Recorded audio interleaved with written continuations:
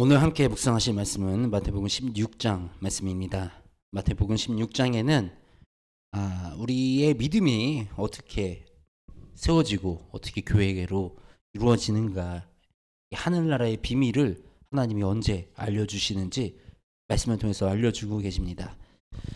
먼저 이 표적을 구하는 바리새인들과 사두개인들이 나옵니다. 이 바리새인들과 사두개인들이 와서 예수를 시험하여 하늘로부터 오는 표적 보이기를 청하니, 그렇습니다.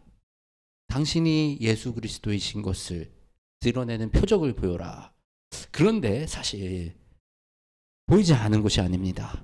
바로 전까지도 수많은 사람들을 고치시고 떡 7개로 4,000명을 먹이시고 물 위를 걸으시고 예수님의 표적은 이미 넘치고 차고 넘치게 드러난 상태입니다. 그럼에도 불구하고 또 다시 바리새인들과 이 사두개인들은 예수님에게 다른 표적을 구하고 있는 것입니다. 우리의 믿음이 그렇지 않습니까? 예수님은 우리의 인생 속에 너무나도 많은 살아계신 증거를 드러내셨습니다. 그리고 예수님은 이미 십자가의 부활로, 십자가의 죽으심으로, 그리고 그 다시 살아나심으로 우리에게 그 표적을 드러내셨습니다. 그리고 살아계신 이 말씀이, 하나님의 말씀이 지금 우리 안에 이런 성경으로 함께 한다는 이것 자체가 놀라운 하나님의 일이고 기적이고 이것이 표적입니다. 그런데도 불구하고 또 무슨 체험을 하기 원하고 경험하기 원하고 신기한 걸 바라보기 원하고 이런 신기한 것들을 쫓아다니는 그 믿음이 결코 바른 믿음이 아닙니다. 예수님은 이미 우리에게 표적을 드러내셨습니다.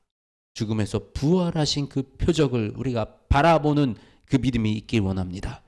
그래서 예수님은 더 이상 예수님을 의심하고 새로운 표적을 구하는 것이 아니라 예수 그리스도를 살아계신 나의 주로 고백하는 그 은혜가 우리 안에 있기 원합니다. 그러면서 예수님이 말씀하시는 게 6절에 삼가 바리새인과 사두개인들의 누룩을 주의하라 말씀하십니다. 누룩이 뭡니까? 누룩이 이 반죽에 넣어서 이 반죽에 발효를 시키는 것이 이 누룩입니다. 이 누룩을 조금 넣으면 빵 전체가 발효가 되는 이런 효과가 나오죠.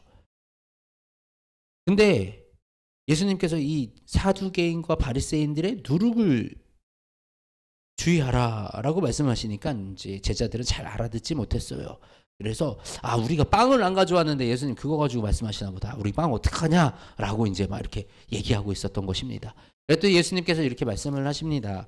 내가 떡 7개로 4,000명을 먹이고 죽은 것이 몇 광주였는지 기억하지 못하느냐?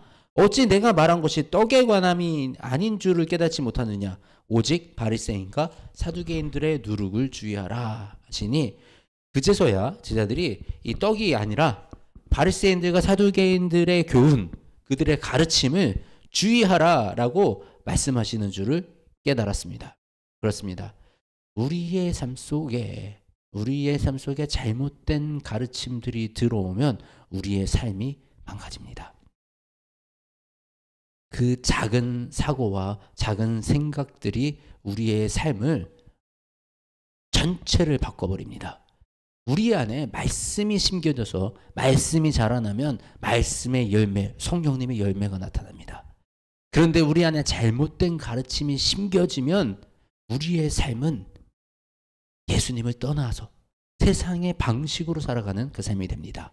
특히 우리 직장에서, 우리 사회에서 선배들, 직장 상사들이 가르쳐주는 이런 가르침들, 이런 것들을 받을 때 우리가 잘 분별해야 합니다. 이것이 주님의 뜻에 합한지 아닌지 분별할 수 있는 그 힘이, 그 지혜가 우리 안에 있기 원합니다. 우리가 그런 것들을 주의해야 돼요. 세상의 가치관과 잘못된 가치관, 또 이 교회 안에서도 이단들의 방식이 어떤 것입니까? 이 말씀을 전해요. 같은 말씀을 써요. 근데 말씀을 짜집기를 해서 말씀이 바라보는 곳을 다른 곳으로 가르칩니다. 또 이 유대인들 어떤 식이었습니까? 그들의 행위와 그런 어떤 방법론의 전통에 집착하여 진짜 하나님을 바라보지 못하고 그냥 그들의 행위를 중요하게 여기는 그런 교훈들, 이런 우리가 가르침들을 분별해내는 은혜가 우리 안에 있기 원합니다.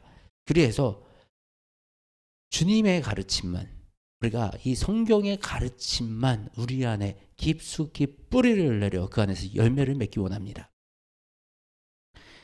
예수님이 지금까지 이렇게 사역을 하셨습니다. 그런데 이 베드로에게 예수님이 이렇게 물으세요.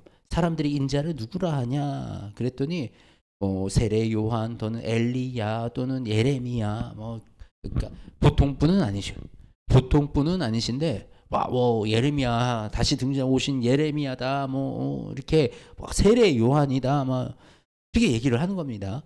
그런데 그러면 베드로야 너는 나를 누구라고 부르느냐? 그랬더니 예수님 그 베드로가 이렇게 얘기합니다. 주는 그리스도시요 살아계신 하나님의 아들이시니이다. 그랬더니 예수께서 대답하여 이르시되 바요나 시몬아 내가 복이 있다. 이를 내게 알게 하는 이는 혈육이 아니요 하늘에 계신 내 아버지니라. 그렇습니다. 예수님을 알게 하시는 분은 하나님이십니다. 성령님이 우리에게 예수님을 알게 하지 아니하고는 우리가 예수님을 알 방법이 없습니다. 예수님이 믿어진다면 이미 성령님이 우리 안에 함께 하시며 우리로 하여금 예수님을 알게 하시는 것입니다.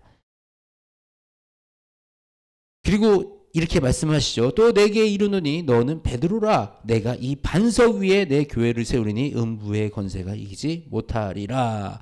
이 반석 위에, 이 반석이 뭡니까? 이 반석이 바로 이 베드로의 고백입니다. 주는 그리스도시요 살아계신 하나님의 아들이시나이다. 이 고백, 예수 그리스도가 주시오 그리스도시고 살아계신 하나님의 아들이시라는 이 고백 위에 교회가 세워지는 것입니다. 이 교회는 이 장소가 아닙니다. 건물이 아닙니다. 교회가 바로 우리가 예수님께 세우신 교회입니다. 우리의 몸이 성전입니다. 우리의 이 믿음의 이 고백 위에, 우리의 이 믿음 위에 세워지는 것이 주님의 교회입니다. 우리가 이 믿음 위에 교회를 세울 때, 주를 나의 하나님이라 고백할 때 음부의 권세가 우리를 이기지 못합니다. 내가 천국의 열쇠를 내게 주리니 내가 땅에서 무엇이든지 매면 하늘에서도 매일 것이요 내가 땅에서도 무엇이든지 풀면 하늘에서도 풀리리라. 천국의 열쇠를 우리에게 주셨다라는 것입니다. 교회에 천국의 열쇠를 주셨다라는 것입니다. 우리가 이곳에서 함께 모여 기도하고 우리가 하나님 나라와 하나님의 뜻을 향해서 나아가기를 결단하고 그 길을 걸어 나아갈 때 우리는 천국 백성이 됩니다. 천국의 백성은 이미 천국에 살아가고 있는 사람들입니다.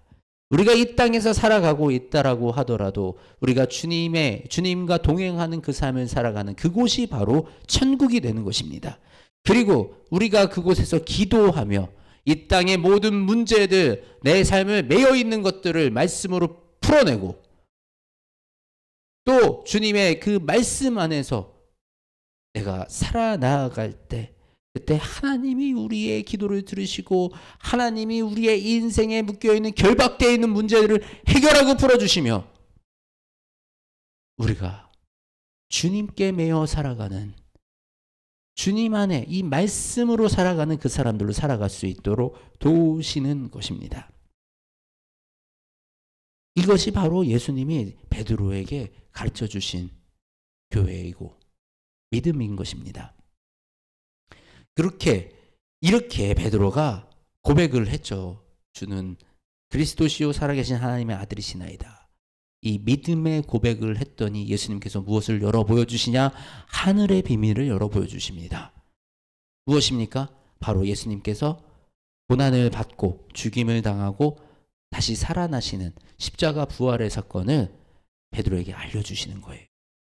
우리가 이 믿음으로 세워져서 하나님께 믿음의 고백을 하고 주님께 이 믿음의 고백을 하며 우리가 성경 말씀을 읽어 나아갈 때 성령님에 의지하여 기도할 때 하나님이 그 비밀을 열어 우리에게 보여주십니다. 하늘의 비밀을 열어 보여주십니다. 자, 우리 여기서 하늘의 비밀을 열어 보여주신다 그러는데 어떤 분들은 이렇게 생각하시는 분들이 있어요. 성경 안에는 이 비밀이 없다. 성경 밖에 있는 하나님의 비밀을 우리에게 알려주신다. 이 굉장히 위험한 생각입니다. 말씀 안에 숨겨져 있는 하늘나라의 비밀들을 하나님이 보여 알려주십니다. 우리가 말씀 밖에 하나님의 비밀을 찾아다니고 성경 밖에서 하나님의 비밀을 알기 원하면 그것은 사탄의 먹잇감이 됩니다. 사탄이 가장 좋아하는 것입니다. 환상으로, 음성으로 사탄이 얼마든지 장난칠 수 있습니다. 우리가 바라보아야 할 것은 바로 이 말씀으로, 말씀 안에서 하나님이 열어주시는 이 비밀들을 만나는 그 은혜와 그 경험들이 일어나기 원합니다. 그리고 예수님께서 이렇게 이 말씀을 하셨는데 베드로가 뭐라고 그럽니까?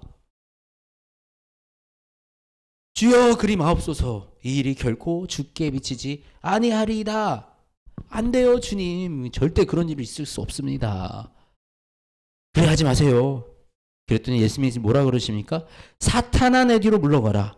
너는 나를 넘어지게 하는 자로다. 내가 하나님의 일을 생각하지 아니하고 도리어 사람의 일을 생각하는도다.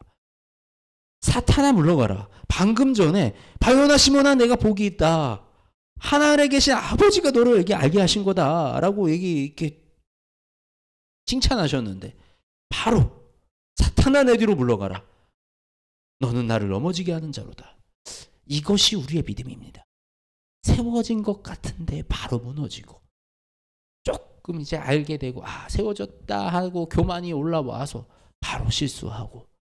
우리가 이 믿음에서 가장 중요한 게 무엇입니까? 하나님의 뜻입니다. 예수님은 지금 이 십자가의 부활의 사건, 십자가의 고난과 부활에 대해서 말씀을 하십니다. 이것은 하나님의 계획이었습니다. 예수님이 이 땅에 오신 이유였어요. 그런데 베드로가 안 돼요 그러는 거예요. 우리의 삶 속에 하나님이 말씀하고 계십니다. 하나님이 하나님의 계획을 알려주고 계십니다. 그런데 우리가 안 돼요 그러지 않았습니까? 그냥 나는 좋은 말만 듣고 싶어요. 근데 내 삶은 건드지 마세요. 어떤 분들은 그러신대요. 하나님하고 정말 24시간 동행한다고, 예수님과 24시간 동행한다고 생각하면 너무 부담스럽대요. 왜요? 내가 그렇게 살아가지 않기 때문에. 내 삶은 내 마음대로 살아야 돼요. 내가 주일날 예배는 지키지만 내 삶은 내 마음대로 살아갈 거예요. 내 생각은 나의 거예요. 나는 주님의 것이 아니라 내가 나를 소유하고 있기 때문입니다.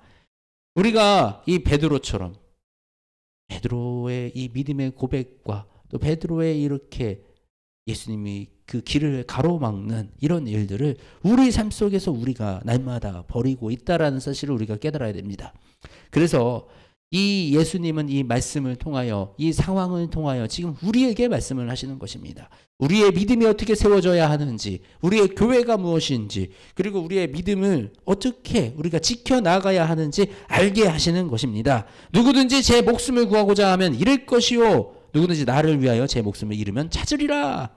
예수님을 위하여 목숨 버리고 나아가면 예수님을 만나려면 그 정도의 절실함이 있어야 된다라고 말씀을 하시는 것입니다. 누구든지 나를 따라오려거든 자기를 부인하고 십자가를 지고 나를 따를 것이니라. 자기를 부인하고 나를 십자가에 못 박고 내 자아를, 내 생각을, 내 마음을, 내 경험을, 내 지식을 모두 십자가에 내려놓고 우리가 말씀을 받을 때는 무에서 완전히 내 생각을 배제하고 내 마음을 배제하고 주님 오시옵소서, 주님 말씀하시옵소서, 내가 듣겠나이다 라는 그런 자세와 그런 순종이 있기 원합니다. 그렇게 우리가 듣고 그 말씀을 따라갈 때, 십자가를 지고 주님을 따라 나아갈 때 우리가 주님을 만나고 주님의 영광이 우리에게 오시는 줄 믿습니다. 인자가 아버지의 영광으로 그 천사들과 함께 오리니 그때 각 사람이 행한 대로 갚으리라. 그리하면 예수님께서 갚으신다라고 말씀하십니다. 우리의 믿음을 지키는 게 쉬운 일은 아닙니다. 때로는 상처받을 때도 있고 힘들 때도 있고 속상할 때도 있고 왜 하나님이 이거를 이렇게 안 해주시나 라는 이런 마음이 들 때도 있고 도대체 내가 순종하기 어려운 그런 상황들도 있습니다. 그럼에도 불구하고 하나님은 우리를 기다리시며 하나님은 오늘도 우리가 주님을 바라보고 주님께 나아가기를 기다리고 계십니다. 그럼에도 불구하고 주님의 음성에 반응하여 우리가 나아가는 삶을 살아갈 때 그때 반드시 예수님께서 그것을 보시고 예수님이 오실 때 그것을 모두 다 갚는다고 말씀을 하십니다. 우리의 믿음은 당장 오늘의 보상을 원하고 사는 것이 아닙니다. 우리는 영원이란 시간을 바라보는 그 긴 안목을 우리가 가져야지 그것이 믿음의 삶입니다. 세상 사람들은 당장 오늘 나에게 이익이 되는 것이 무엇인가? 당장 우리 지금 올해 내가 득을 볼 수 있는 것이 무엇인가라고 생각을 하고 살아가지만 우리 믿음의 사람들은 이 영원이라는 시간 속에 주시는 하나님의 은혜와 은총을 바라보는 그 힘이 있어야 되는 것입니다. 영원 속에 영원히 다스리시는 우리 주 예수 그리스도를 바라보시기를 주님의 이름으로 축복합니다. 하나님 감사합니다. 이 아침 주님의 말씀을 또 주님 예수님께서 가르쳐 주신 그 가르침을 우리가 받습니다. 우리가 바라봐야 할 것이 예수님인데도 불구하고 우리는 자꾸 다른 곳으로 시선이 가며 우리 안에 이 믿음이 자라는가 싶은데 또 넘어지고 또 실수하고 이런 우리의 삶을 반복해 나아갑니다. 그러나 주님 이 과정도 주님이 보시고 이 과정도 주님이 이끌어 가시는 줄 확신합니다. 우리의 연약함을 세우시며 아버지 우리의 믿음의 고백 위에 교회를 세우시어서 아버지 우리가 참 교회가 되게 하시고 이 교회를 통하여 주님께 찬양과 경배를 올려드리는 우리의 삶이 우리의 생각이 우리의 마음이 주님께 흡족한 그 한 사람이 되어 그 한 예배자가 되어 주님이 오신 그날까지 우리가 그 예배의 자리를 지켜내는 그 사람이 될 수 있도록 주여 우리와 함께 하시고 우리에게 주의 능력을 더하여 주시옵소서. 우리 주 예수 그리스도의 이름으로 기도드립니다. 아멘.